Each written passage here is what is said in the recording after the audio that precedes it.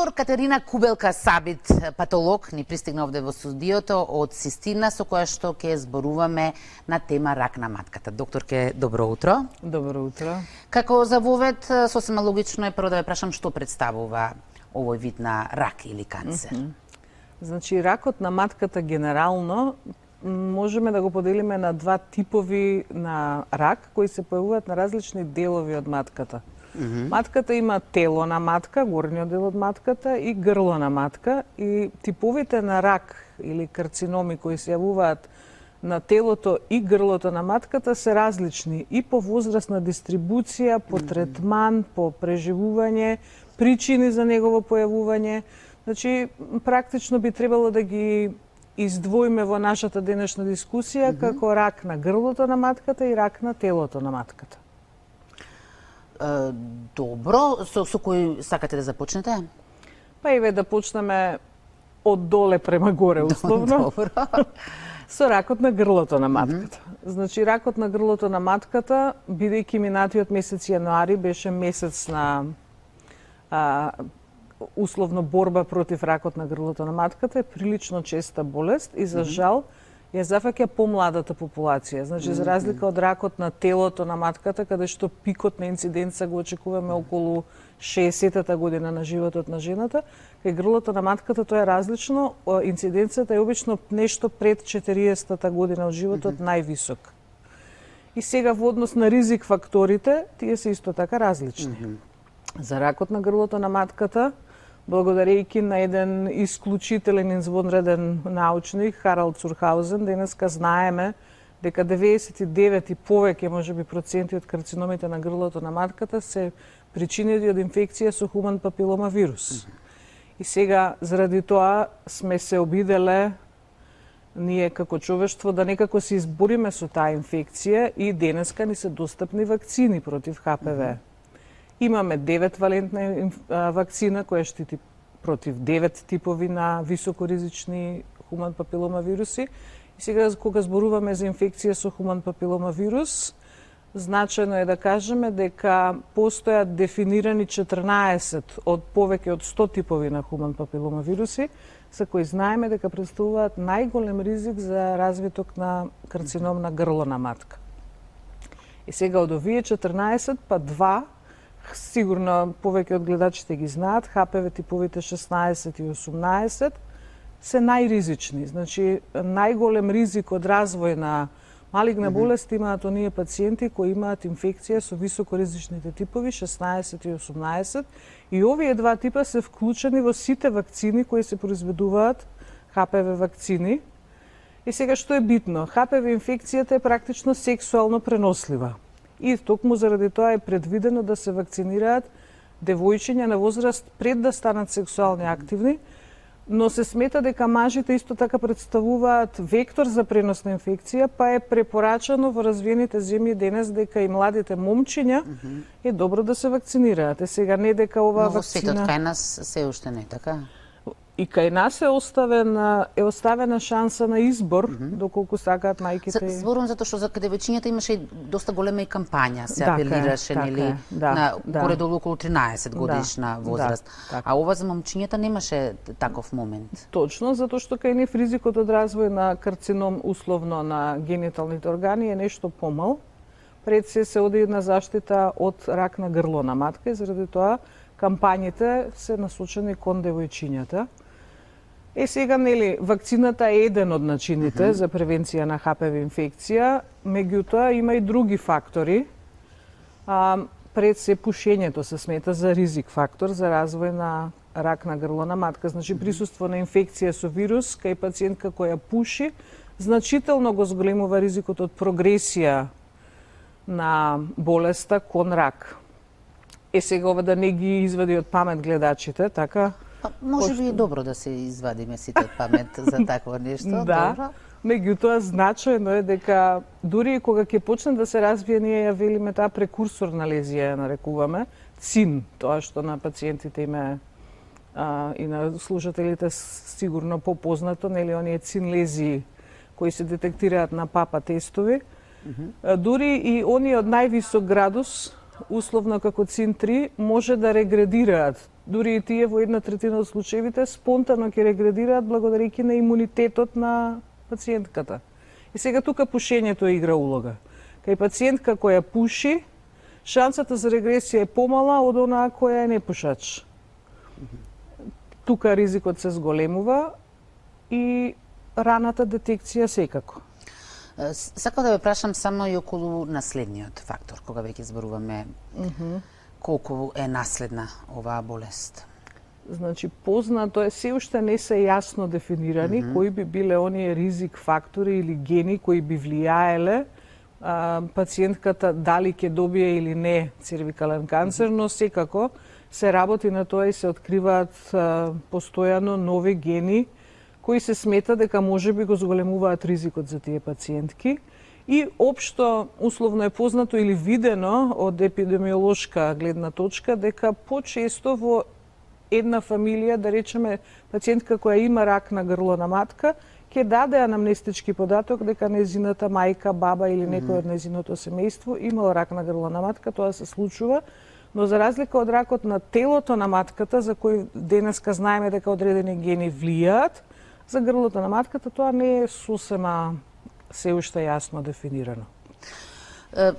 Најдов некои податоци, сега не знам за кој од двата типа на рак, можеби и за двата заедно, а тоа е дека во светот годишно преку половина милион жени се заболуваат од оваа болест. Точно, ракот на грлото на матката е четврта најчеста малигна болест кај жената после ракот на дојката, на белите дробови и колоректалниот карцином кои се по инциденца почести, но ова е сепак висока инциденца. Има многу обиди во последните децении да се намали инциденцата на ракот на грлото на матката и пред се во последните децении тоа бил ПАП тестот. Значи редовен скрининг за рана детекција на цервикален канцер до сега беше ПАП тестот, но во последнава деценија се воведува и друг начин на скринирање кој се смета дека е посензитивен.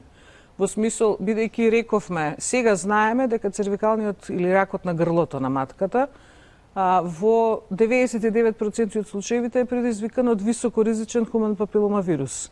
Епа ние сакаме со подрана детекција да подразбираме тестирање дали жената е носител на високоризичен хуман папиломавирус, дали е инфицирана со високоризичен хуман папиломавирус и да ги издвоиме оние жени кои ја имаат таа инфекција и понатаму многу будно да ги мониторираме и да време да преземеме чекори да спречиме развој на рак. За разлика од ПАП тестот кој се базира на друг тип на скрининг, ПАП тестот подразбира земање примерок од епителот, од обвивката надворешна на грлото на матката и гледање дали веќе постојат промени. Сега, во некои земји се уште е ПАП тестот, оној кој се користи, во некои особено развиените земји, сега почесто во последните години се користи ХПВ како примерен скрининг, но без оглед најбитно е државата да има ресурси, да има обучен кадар и организиран скрининг и да биде тој будно контролиран и на тој начин да се обидеме да ја намалиме инциденцата. Например, во последните децении во земји каде што има добар организиран ПАП скрининг, како например Шведска, значително е намалена инциденцата на цервикалниот карцином. И во земји каде што има контролирана задолжителна ХПВ вакцинација на младите девојчиња, како например Австралија, се очекува значително намалување на инциденцата. Значи веќе постојат начини да ова што го кажувате вие, таа бројка се намали. Да, но ме зачудува токму податокот што и покрај напредокот на медицината, сепак оваа бројка расте. И изгора на тоа се повеќе се спушта и старосната граница. На што се должи пак тоа? Пред се за различната достапност на модерната медицина во различни земји во светот, за жал. И токму инциденцата на цервикалниот канцер, ете ракот на грлото на матката, цервикс е латински назив за грло на матка, е највисока инциденцата, значи во неразвиените земји или помалку развиените земји, кај кои скринингот за рана детекција на ова заболување е помал и достапноста на третманот за рано отстранување, онколошки третмани, се што би довело до подобро преживување на овие пациенти, нели, не е секаде исто достапен. Меѓутоа, сепак, ова е оној тип на канцер за кој со успешен скрининг очекуваме инциденцата да се намали, за разлика од, да речеме, инциденцата на карциномот на телото на матката. Имам уште еден многу неубав податок, но мислам дека треба да се спомене, а тоа е дека во светот, на светско ниво, на секој 2 минути имаме по една жртва од оваа болест, што е навистина, вака барем звучи премногу. Така е. За жал, во модерното време денес, со инфекциите некако се справуваме, па еве дури на ковидот се надеваме дека ќе му дојде крајот на инфекцијата со ковид вирусот. Меѓутоа, неоплазмите се болест со која се уште прилично тешко се справуваме.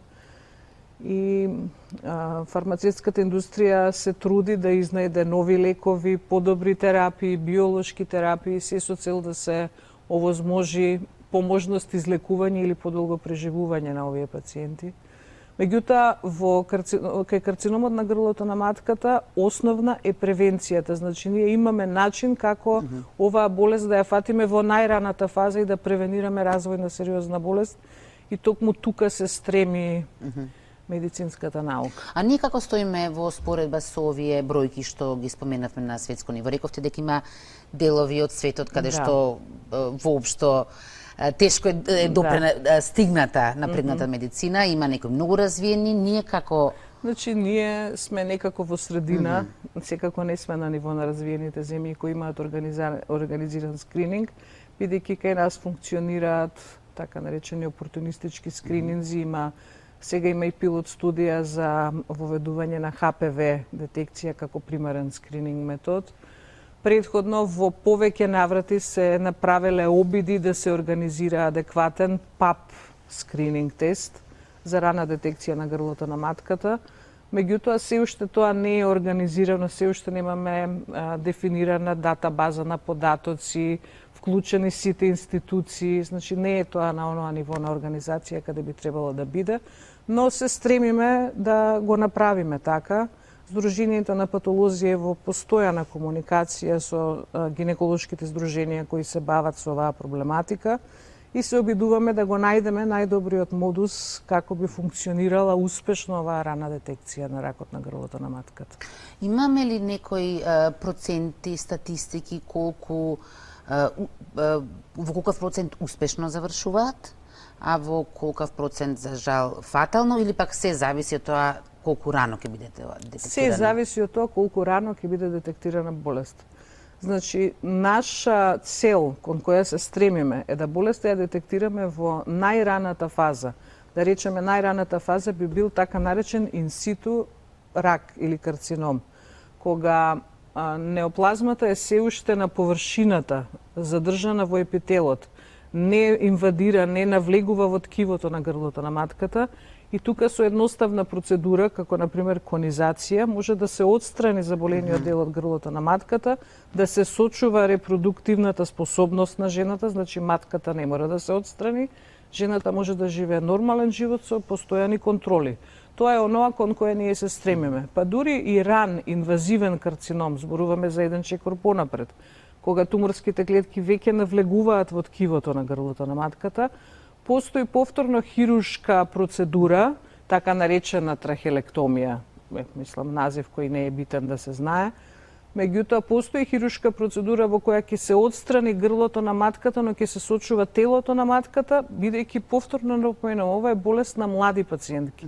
Значи, најголемата инциденција на возраст пред 40 години, а во денешно време, мислам, поместена е границата кога жените раѓаат, така обично тоа е после 30-тата. Значи, зборуваме најчесто за жени кои немаат родено, а имаат ваква промена. Значи, доколку се детектира ракот рано, можно е да се сочува и репродуктивната способност на жената и да си живее нормален живот. Сега, колку подоцна го откриеме, тоа не значи дека и понапреднатите стадиуми не може да се лекуваат. Значи, доколку хируршкиот третман не е опција, имаме онколози кои одлично ќе ја завршат и работата со помош на онколошки третман, дали ќе биде тоа зрачна или хемотерапија. Значи, за сите стадиуми во кои ќе се детектира болеста, има, како да речем, опција за третман. Сега полесен ќе биде третманот и безазлен за пациентката што порано се детектира болест. Мислам дека не ги споменавме симптомите. Така е. Тоа е нешто што ни помага самите да си помогнеме себе си, да ги знаеме симптомите. Ајде прво, разбрав дека се разликуваат во почетна фаза, едни се, а во поодминат стадиум дека се други. Ајде, кои се оние почетни? Значи, најпочетните симптоми би биле крварење минимално, не зборуваме за крварење како менструално крварење, туку зборуваме за контактно точкесто минимално крварење при сексуален однос. Значи, тоа е прв симптом кај на жената треба да ја алармира дека нешто може би се случува. Во оваа фаза болеста ќе биде без болки, како да кажам. Евентуално може да има исцедок или контактно крварење како еден од симптомите кои треба да ја бидат аларм за жената. Во понапреднатите стадиуми на развој на ракот, веќе ќе се појави болка при сексуален однос, да речеме, заради тоа што туморот кој тука ги напаѓа околните ткива прави некаква условно фиксација на матката која ќе предизвика болка. Значи може да се јави болка, непријатен исцедок, миризлив исцедок, крварење. Тоа би биле симптомите за кои жената треба да дефинитивно посети гинеколог. За да не дојдеме до тој момент сами да го почувствуваме тоа, колку често треба да се оди на прегледи? Што препорачувате вие? Сега, препораките зависат од тоа дали кај жената постои или не инфекција со хумен папиломавирус. И во принцип, значи постои алгоритам кој е дефиниран и точно се знае насоки кои гинеколозите треба да ги следат, на кој период треба да ја повикаат жената за скрининг за цервикален канцер. Сега, доколку жената при примарниот скрининг, прво појавување на гинеколог, има негативен ПАП тест или негативен ХПВ тест, кај неја, да речеме, 1 до 3 години постои безбеден период во кој се очекува дека жената нема да развие инвазивен карцином. Сега ова се проценти, во најголем број од случаевите нема да развие, што не значи дека нема исклучоци. Значи, дури и дека има гаранција за тоа. Така, сакам да кажам, дури ако жената има негативен ПАП тест, има негативен ХПВ тест, а има симптоми, чувствува дека нешто не е во ред, не треба да помисли, нема шанса да е ова тоа, него повторно да си го посети својот гинеколог за да навистина се провери дали има или нема промена. Колку, затоа што во многу области, во многу гранки од медицинава се жалат и самите доктори дека поради пандемијата многу од пациентите или одложуваа, односно ретко одеа на преглед, колку сето тоа ќе ја влоши состојбата и бројките за некоја година ќе бидат влоши дефинитивно, значи ние гледаме дека сега знаете како немаме статистика со која би го подкрепила ова тврдење. Меѓутоа, она што гледаме е дека заради пандемијата и неодењето на превентивни прегледи, болеста се детектира во понапреднати стадиуми во овие година-две додека трае пандемијата, токму од тие причини што ги напоменавте. И тоа е токму и најголемиот непријател, бидејќи од самиот почеток рековте дека клучно е во рана фаза да се фати. Така е. Јас многу ви благодарам на ова ваше гостување. Дали има уште нешто со кое што би сакале да го заокружите, да апелирате до нашата женска популација? Би кажала само нешто кратко за ракот на телото на матката, пошто рековме ќе зборуваме за ракот на матката генерално. Значи, за разлика од ова што до сега го зборувавме, ракот на телото на матката се јава во постара возраст, значи пикот е околу 60-та година. Она на што пациентките треба да обратат внимание се симптомите, а тоа ќе биде, бидејќи 60-та година, тоа е болест на жени во менопауза најчесто. Жените треба да обратат внимание на било какво крварење од матка во менопауза. Значи, доколку се појави крварење од матка во менопауза или исцедок, жената треба да го посети својот гинеколог и тоа да не го одложува, за да повторно и овој тип на рак се детектира рано. И за овој рак, кажав на почетокот, постојат гени кои денеска знаеме дека кога се мутирани го зголемуваат ризикот за појавување на овој тип на рак, А за секоја жена која ќе добие рак на тело на матка на возраст помлада од 50 години, се прави скрининг за така наречен Линч синдром, кој би го зголемил ризикот не само за појава на ендометриален канцер кај тие пациентки, туку и за други типови на канцер, како на пример колоректален канцер. И тоа е достапно да се направи. Пациентка која има симптоми, значи крварење или исцедок од матката, секако треба да се појави кај својот гинеколог со цел навремено да се детектира болеста и да се направат сите потребни испитувања. На работење, како жени не можеме да се опуштиме. Едниот напаѓа на рана возраст, другиот подоцна, но важно е навреме да се Точно, детектира. И особено би ставила акцент и на жените кои се на терапија под тамоксифен. Тоа е еден од ризик факторите, значи гојазноста, терапијата со тамоксифен, естрогенска терапија, дијабет се едни од ризик факторите кај жените со рак на тело на матка, така да овие жени треба да се особено опрезни. Многу ви благодарам на вашето гостување. Ние правиме куса пауза, а веднаш потоа ќе пречекаме и Александра Тодоровиќ.